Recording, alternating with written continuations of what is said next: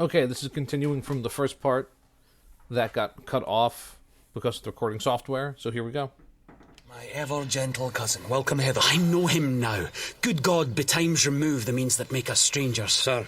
So Ross comes in. Where do we remember Ross from? He was last with Lady Macduff right before she got murdered. Amen. Stands Scotland where it did. That's another syntax. Stand Scotland where it did. Does Scotland stand where it did, where it was? Is Scotland still in the same predicament?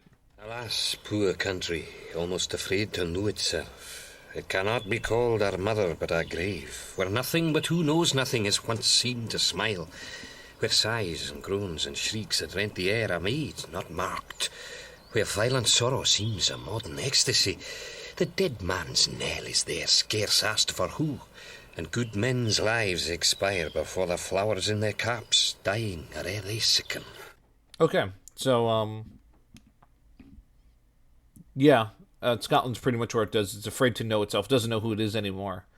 It's not our mother anymore. It's our grave. It's where we're going to die. Then he lists all the terrible things that are normal. Sights and groans, shriek in the air.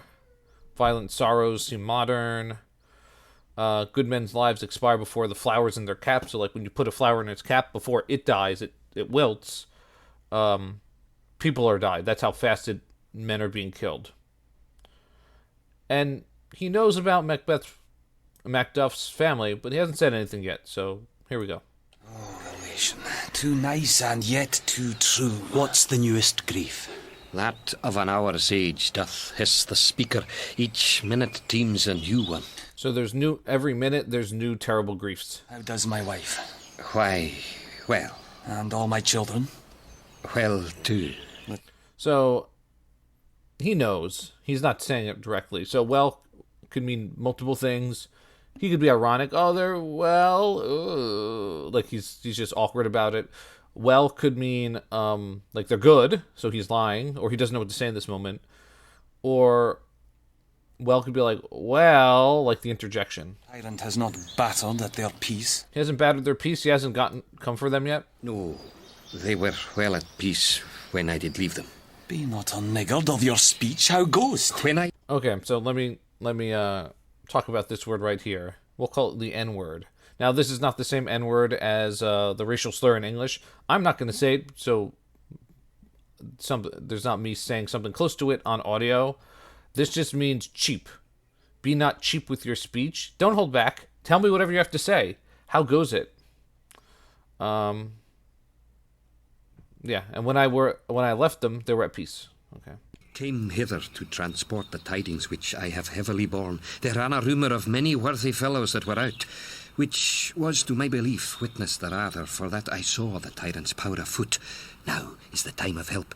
Your eye in Scotland would create soldiers, make our women fight to doff their dire distresses. So he kind of diverts himself. When I came hither to transport the tidings, which I have heavily borne, so I have heavy tidings I still need to bear. By the way, there's rumors that many fellows that were out, so that have fled Scotland too.